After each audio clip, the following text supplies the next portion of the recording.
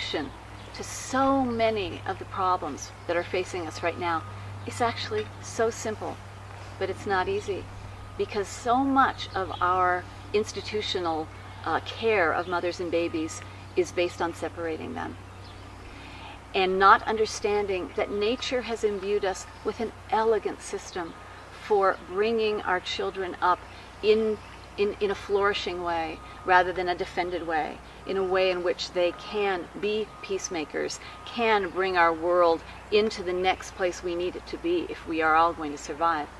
So it requires understanding what's behind so many of the things that we take for granted.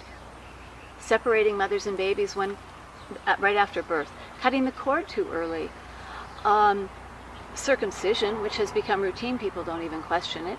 That is a huge trauma.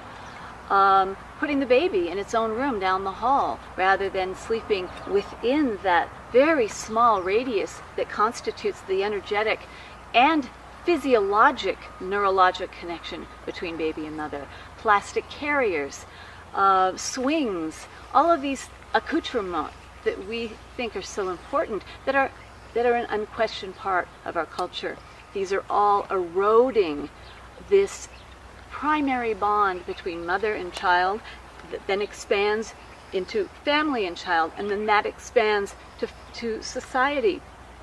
If we look around and we see people that we feel don't have a connection to society, they don't have a conscience, we have to trace that back to when that bond was first broken, when that connection was first severed, without understanding what we were doing.